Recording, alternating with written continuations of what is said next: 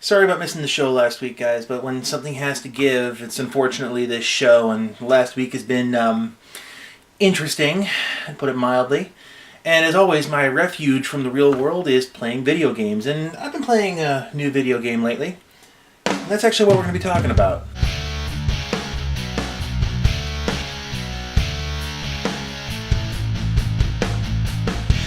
I've been playing Defiance the last week and change. How did I get it? Well, through Extra Life. Tryon World sponsored the event by giving players some pretty sweet gifts, including the PC version of Defiance.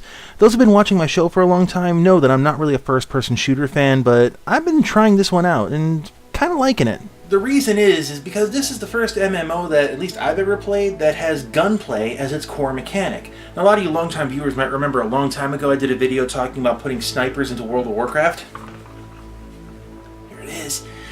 So I really wanted to give Defiance a fair and good try. The thing is, though, that something I found out about Defiance very quickly, it's not a game for lone wolves. Defiance seems to have a few things as its cornerstones, and one that is painfully obvious is they want you to bring your friends. Even just randomly driving around the open world, you'll find bad guys you just can't take out by yourself easily, and they travel in packs, so by necessity, you have to get help from other people. The guys who play regularly seem to know this, and they'll stop and help, or at least they'll do a drive-by. Now, the other cornerstone of the game is something they call arc falls and sieges. They also have shadow wars too, but I've been told not to bother because they're PvP and it's not my thing. However, these missions can involve hundreds of players, and I'm not overstating that number. Everyone works together to take down a larger foe that there's no way in hell they could possibly do alone. And just as a side note, we have nicknames for the various siege missions, like the Starship Trooper Simulation, Junkyard Wars, and my favorite, the Michael Bay Experience. Wait for it.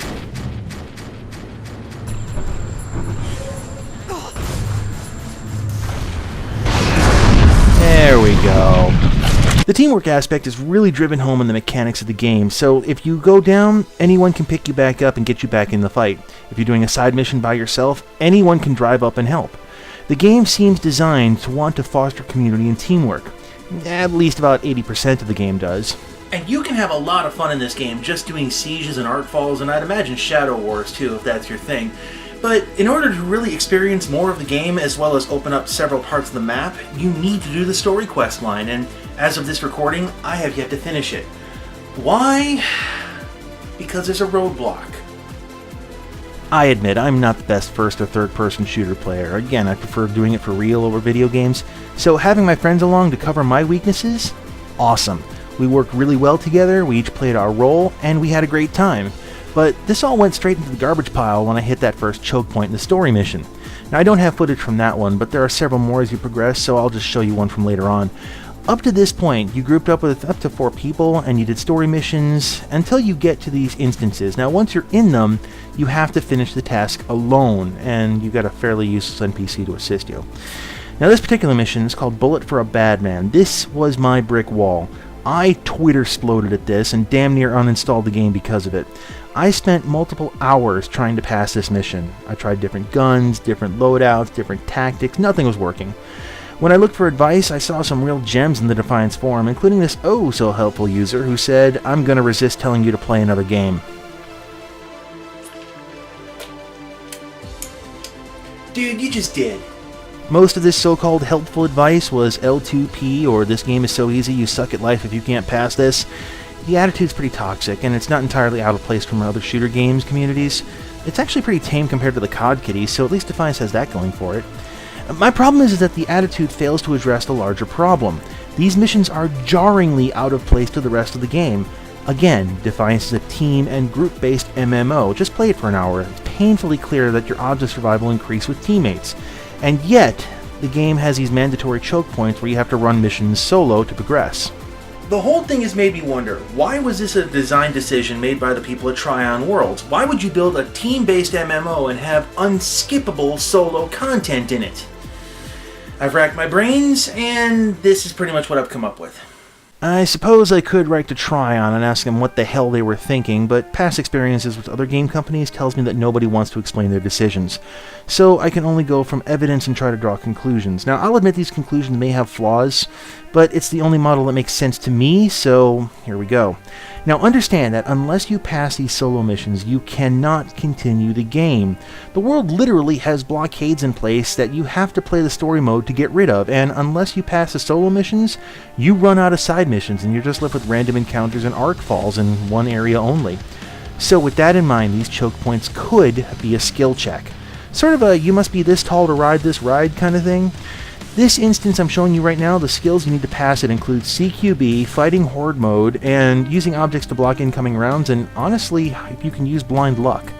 Apparently these skills are so important to the game designers that the game has to test you on them in a place where you can't get carried. If you fail, the story ends, until you can pass the test later. And that's the problem. The story is over before you get to the end. The best analogy I've been able to figure out for this one is imagine you go to the movies and about halfway into the movie the management just throws you out of the theater because they think you're too dumb to understand the movie or even get it. Oh yeah, sure, other people can tell you how it ends, but is that really the same thing? I did pass this solo instance by exploiting a mechanic of the game, not really through true skill, and perhaps that's what they wanted me to do in the first place. But from what I saw in the next area that I'd unlocked, a lot of people just simply didn't want to put up with that mission anymore. Doing arc falls in the south end of the map seems barren. I mean, sure, there's people there, but not nearly as many. So if this was a roadblock tactic, it definitely worked. They've managed to keep the dirty casual Terabads out of at least one area so the hardcore people could have their fun, but really, is that what they wanted to do? Defiance has a tie-in with a sci-fi TV show, so I would imagine a lot of players would be drawn in from the show, and they're not MMO players, let alone first or third-person shooter fans. Most are here for the storyline, and these unskippable solo instances prevent them from seeing it. Based on from what I've seen, they just quit. I guess the problem is that I've seen this in a bunch of other games too, that sudden shift from one style to another with little to no context. It's like having that high-speed driving section in a stealth shooter or an MMO that creates minigames or three to reference something else. Yes, I'm looking at you, World of Warcraft. It not only doesn't make sense, it just feels odd. At best, it's an annoyance, and at worst, it makes people stop playing your game.